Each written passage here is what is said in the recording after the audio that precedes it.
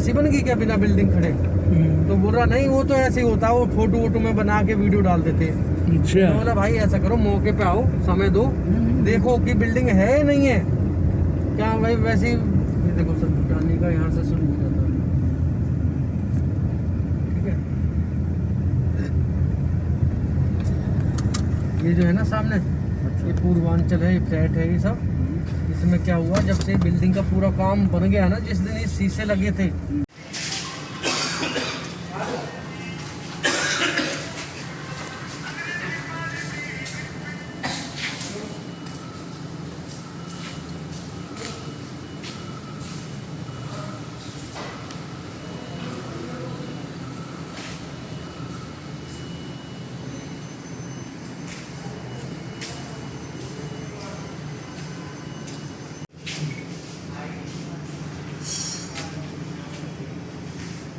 जैसे फोटो लिया ना हमने,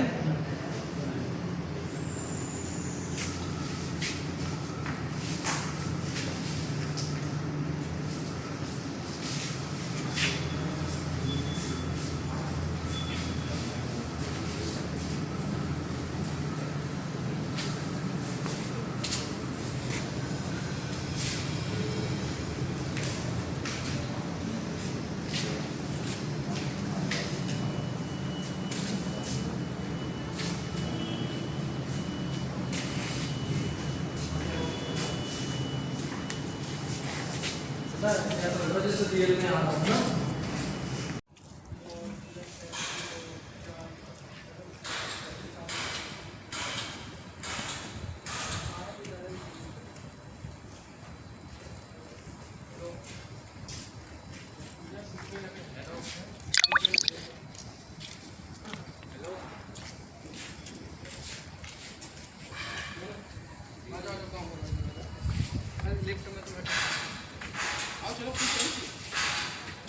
आ गई लिफ्ट।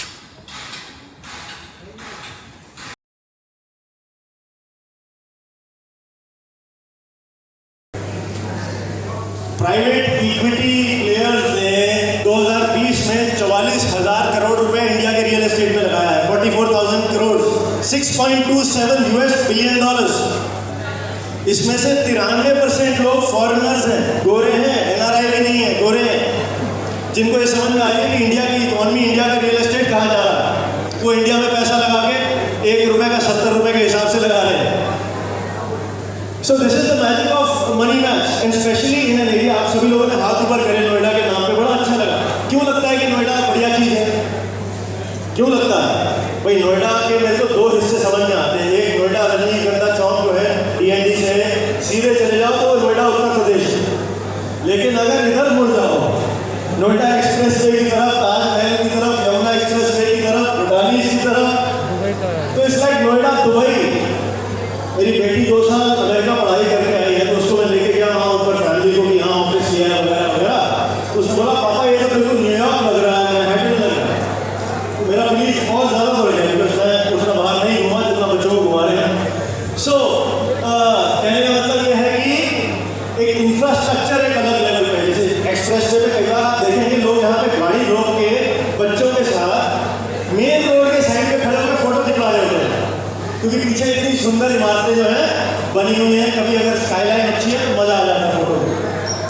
यहाँ का जो ओवरऑल प्लानिंग है, और जैसे गुड़गांव से अगर कंपेयर किया जाए, आप सभी लोग जानते हैं कि नोएडा बहुत ज़्यादा प्लान है मुकाबले बाकी एनसीआर के। जानते हो नहीं जानते हो? Yes no? तो डिटेल में नहीं जाता मैं।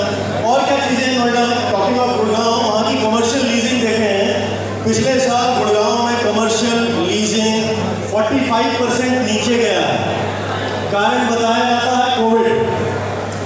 उसी पिछले साल में नोएडा में 86% अप गया है कमर्शियल लीजिंग। कोविड तो नोएडा में भी था, लेकिन हाँ डेंसिटी पर स्क्वायर किलोमीटर कम है, उन चीज़ों का भी फर्क पड़ता है। तो it's well planned city. Noida और ग्रेटर नोएडा दोनों को यूनाइटेड नेशंस ने दुनिया के टॉप 25 सिटीज़ में चुना। गूगल कीजिए, मिल जाएगा। बॉम्बे नहीं है, बैंगलोर नहीं है, हैदराबाद नहीं है, मद्रास नहीं है, पुणे नहीं है, गुड़गांव नहीं है, दिल्ली नहीं है। Noida, greater Noida, top 25 cities in the world, not Asia, not India, world. That's Noida.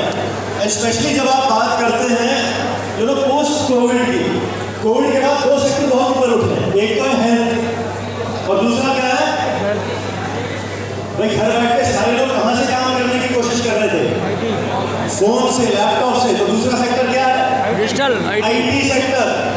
Real estate के बाद आईटी सेक्टर इंडिया का सबसे बड़ा एम्प्लॉयमेंट जनरेटर बन गया। क्यों बन गया? क्योंकि हमें हर चीज आईटी से चाहिए। सब्जी खरीदनी है फोन उठाओ, कपड़े खरीदने हैं तो फोन उठाते हैं। रात के 1-1:30 बजे हस्बैंड वाइफ सो रहे हैं, एक की नींद खुल रही है तो दूसरा शॉपिंग कर रहा है उस पर। इंटरनेट पे एक टाइम पे लोग कहते थे कि कपड़े का साइज कैसे चेक कर सकता है कोई फोन पे, आज सब कुछ हो रहा है।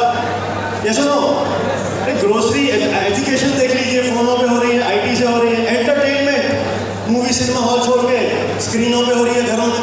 बैंकिंग सारा फोन पे हो रहा। एक टाइम था कि पैसे बटन दबा दूंगा मेरे पैसे ना चोरी हो जाए, और लाखों रुपए आदमी बटन दबाता ट्रांसफर करता।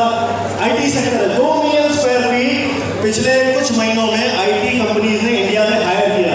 2 million 20 lakh square feet, that is the power. और जितनी मेजर बड़ी कंपनियां हैं इंडिया में आईटी की, उन सब ने अपने जो रेंटल कॉन्ट्रैक्ट है वो 3-4 साल से बढ़ा के 15 साल, 9 साल, 25 साल, 27 साल ऐसे कर दिए, क्योंकि वो पोस्ट कोविड फ्यूचर देख रहे हैं।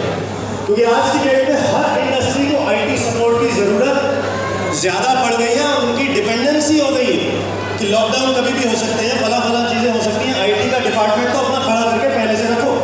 ये सुनो, एक आम आदमी की सोच होगी, हर बिजनेसमैन की सोच होगी। एंड स्पेशली अगर बात करोगे कोवर्किंग स्पेसेस की, जो आज बात हो रही है, मतलब मैं इसको बोल रहा हूँ, इट इज द अवतार of office spaces. Office spaces का बाप है, बिग बॉस है office spaces. 36 million square feet इस समय कोवर्किंग स्पेसेस पे चल रहा है। सब डेटा इंटरनेट पे अवेलेबल है।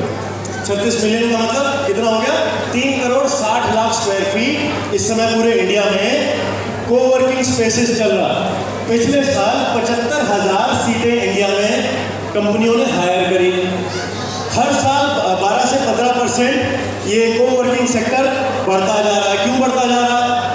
क्योंकि आज की डेट में हर कंपनी को वर्क फ्रॉम होम और वर्क फ्रॉम ऑफिस का एक बीच का बैलेंस चाहिए। हम सब जानते हैं वर्क फ्रॉम होम के जितने मर्जी हम गाने गा ले हैं, काम उस लेवल पे प्रोडक्टिविटी नहीं होती है। आती है कि नहीं आती है? नहीं आती, कोई कमी रह जाती है ज़्यादातर cases. Everybody is looking for a flexible solution. Coworking चीज़ क्या है? ठीक है, साथ में थोड़ा बहुत अभी आपको बताया, कुछ बातें मैं बताना चाहूँगा। मेन 3 चीज़ें, एक कीमतें इसमें कम होती हैं खरीदने के लिए, दूसरा फ्लेक्सिबिलिटी और तीसरा फैसिलिटीज़। सबसे पहले फैसिलिटी। आपने अगर एकड़ एंड इंचेस का हमारा ऑफिस देखा है तो करीब 18,000 स्क्वायर फीट का वो दफ्तर है। उसके बावजूद मेरे कोई यार दोस्त अगर आ जाते हैं मिलने तो सब कहते हैं तुमने करोड़ों रुपए का दफ्तर बना लिया।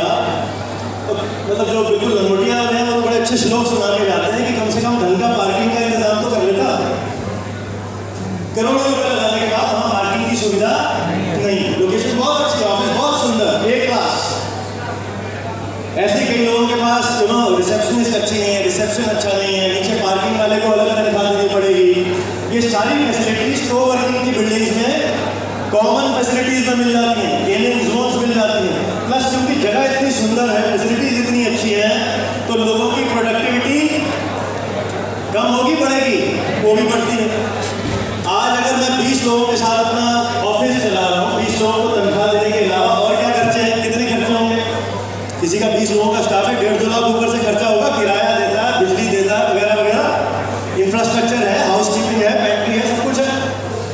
यही अगर मैं 20 लोग कोवर्किंग में लेके आ जाऊँ तो 5-6 हज़ार रुपये पर सीट में मिल जाता है मुझे कोवर्किंग, बहुत अच्छी जगह पे सारी सुविधाओं के साथ। 5-6 हज़ार को 20 से मल्टीप्लाई कीजिए, क्या बना? और वहाँ पड़ रहा था 1.5 लाख 2 लाख, मतलब मुझे कम से कम 40-50-60% मेरा कॉस्ट, रेकरिंग कॉस्ट, हर महीने का ऑपरेशनल कॉस्ट मेरा कम हो जाता है। और सबसे बड़ी बात आ जाती है फ्लेक्सिबिलिटी। कोविड के बाद बहुत जरूरी है। 20 लोगों को कभी भी मैं 15 करना चाहूँ या 20 को कभी भी मैं 40 करना चाहूँ तो यहाँ पे तो मुझे सिर्फ 1 महीने का नोटिस देना पड़ेगा कि इतनी सीटें कम करनी है, इतनी सीटें बढ़ानी है। बट वहाँ पे अपना दफ्तर पूरा लेके कैसे उसको छोटा करूँगा, कैसे बड़ा करूँगा? Not possible. So all these facilities put together, इसीलिए कोवर्किंग स्पेसेस की डिमांड बढ़ती जा रही है।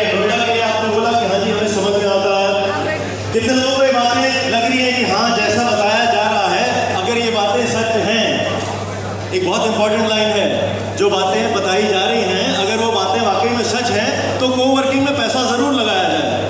कितने लोगों को लगता है कि हाँ? अगर लगता है तो हाथ ऊपर कीजिए, नहीं लगता नहीं कीजिए। आसपास देखिए, आसपास देखिए, ऊपर अगर आप किया है तो रखिए, आधा नहीं, आधी कीमत नहीं मिलेगी, कीमत पूरी देनी पड़ेगी, हाथ चाहे आधा हो चाहे पूरा। Thank you. मैक्सिमम लोग हाथ ऊपर कर रहे हैं। उसमें मैंने एक लाइन यूज़ करी कि अगर जो बातें मैंने बोली वो सच है तो वो कैसे पता लगेंगी आपको? You have your phone, you have your Google, अलग वेबसाइट्स हैं, वहाँ पता कीजिए, यहाँ प्रेजेंटेशन है उसको अटेंड कीजिए, ऊपर एरियल साइट विजिट जो बताया जा रहा है दुनिया का सबसे बड़ा पुल है, जाके देखिए उसको कि वो क्या है, वहाँ से आपको नज़ारे देखें। 22nd 3rd फ्लोर पे वहाँ पे जाएं। अगर लिफ्ट खराब पड़ी है, आधा घंटा वेट करना होता है तो वेट कीजिए। पैसा आपका 400% बढ़ रहा है, मेरा नहीं। आपको कुछ तो तकलीफ करनी पड़ेगी, थोड़ा रिसर्च तो करोगे उसके लिए कि नहीं? Yes no? Yes no? अब इन सब चीज़ों के बाद एक बात आ जाती है कि सब ठीक है, सब ओके है, Noida very good, investment very good, Bhutani very good, चीज़ सामने नजर आ रही है, देख ली, बहुत बढ़िया। पर यार ली जाए कि ना ली जाए? Yes no? बात आती है कहीं ना कहीं माइंड में। दो संभावनाएं हो सकती हैं जब हम खरीदें, पैसा इन्वेस्ट करें तो क्या संभावनाएं हो सकती हैं? कोई पहले तो इसकी कीमत देख लें। आज का डिस्काउंट मुझे मिलता है 799 हो गया, उसमें से अपफ्रंट डिस्काउंट पीके सर अभी बताएंगे कैसे कम हो रहा है, तो कीमत आ जाती है 6,30,000 समथिंग। बहुत सिंपल सा क्वेश्चन है, आखिरी के 2 मिनट लूंगा आज के लिए। सो ये 6,30,000 रुपये में पहले तो ईमानदारी से ये बताओ कि नोएडा शहर के अंदर एक्सप्रेस वे पे भूटानी जैसे ग्रुप में इस तरह की वर्ल्ड क्लास बिल्डिंग में 6 लाख 7 लाख टाइप की रकम में, 5 लाख 6 लाख टाइप की रकम में, जिसमें वो भी किस्तों में देने हैं पैसे, क्या नॉर्मली बाजार में मौके उपलब्ध हैं? वो भी रेडी टू मूव में, फ्यूचर की बात नहीं हो रही। क्या उपलब्ध हैं मौके? हाँ या ना? जोर से ना सुनाई दिया मुझे, और ना मुझे 50 साल के लोगों से भी सुनाई दे रहा है, 70 साल के लोगों से भी सुनाई दे रहा है, और 10 साल के बच्चे से भी सुनाई दे रहा है। थैंक यू बेटा, आई लव यू। क्या नाम है? Parth. Thank you for being here Parth. So housewife भी हो सकती हैं, स्टूडेंट्स भी हो सकते हैं, कॉर्पोरेट सेक्टर के लोग हैं, सारे ही आप सहमत हो इस बात से कि हाँ बात में दम है। दूसरी बात यह आ जाती है कि नेगेटिव साइड क्या हो सकती है कि मैंने आज 6,30,000 बताए और सरकार ऐसे ऐसे बोल रही है, चेतन जी ने फला रिकॉर्ड पता नहीं कौन से पन्ने दिखा दिए। मुझे नहीं लगता कि ये 4 साल में 400% हो सकता है। मैं उस बात की पूरी रिस्पेक्ट करता हूँ और ऐसा सोचना चाहिए जब पैसा इन्वेस्ट कर रहे हो, ये साइड भी सोचनी चाहिए। फर्ज करते हैं कि 4-5 साल में ये ग्रोथ नहीं हो पाएगी, नहीं आएगा 2024-25 में जेवर एयरपोर्ट, नहीं आएगी फिल्म सिटी, नहीं होगा टॉय सिटी, नहीं बनेगा वो फूड पार्क हमारे पतंजलि वालों का। जितनी खबरें हम हर रोज पढ़ रहे हैं कि आज लेदर का ये हो गया, कितना हजार उस पे एरिया पे लेदर, क्या था वो न्यूज आई थी ना अभी, क्या न्यूज थी कोई बताया भाई? नहीं, हाँ जितनी भी डेवलपमेंट हम सुन रहे हैं नोएडा में, ग्रेटर नोएडा में, यमुना एक्सप्रेस वे, एयरपोर्ट की वजह से, फिर गुड़गांव याद होगा जब टर्मिनल 3 आया तो गुड़गांव 2-3 साल में कहाँ पहुँच गया, सबको पता नहीं है क्या? जानते हैं सभी लोग, बट हम मान के चलते हैं कि ये चीज़ें नहीं हो पाई 3-4 साल में, तो क्या हो जाएगा? 6 में हो जाएगी, 7 में हो जाएगी, 10 साल में हो जाएगी। ये जो ग्रोथ 4 गुना है ये 3-4 साल में नहीं हुई तो 8-10 साल में हो जाएगी। हाँ या ना? ये सब नो, ये कितनों को समझ में आता कि हाँ इतने में नहीं हुआ तो कम से कम इतने में हो जाएगा भाई। आसपास देखिए जरा, प्लीज आसपास देखिए। फैसला आपका ये नहीं है कि यार अपनी किस्मत में तो खरबूजा भी मीठा नहीं निकला तो प्रॉपर्टी में पैसे लगाएं कि ना लगाएं, उसका कोई मेरे पास जवाब नहीं है। आपकी किस्मत का ये रोल था कि आपको यहाँ लेके आना, वो किस्मत ने अपना काम कर दिया। फैसला आप ही, फैसला किस्मत नहीं लेगी, ऊपर वाला आके फैसला नहीं लेगा। चाहे आपकी को काटना है, पैसे आप ही को ट्रांसफर करना है। Go to the site, visit the site, चीज़ें आप अच्छे से देखें, टेक योर डिसीजन। डिस्काउंट सिर्फ और सिर्फ आज के लिए है, क्लोज हो जाएगा। टावर ई की बहुत रिक्वेस्ट मेरे पास आती है कि वो 7.5 लाख का था, 8.5 का हो गया, किसी तरह करवा दीजिए, बट हम नहीं कर सकते बिकॉज बिल्डर पॉलिसीज हैं, वो हमारे हाथ के फैसले नहीं। There is costing involve, prices आप सब सहमत हैं कि बढ़ रहे हैं। सो मेरी तरफ से thank you so much for listening patiently, thank you for your time, धन्यवाद आपके समय का, थैंक यू वेरी मच।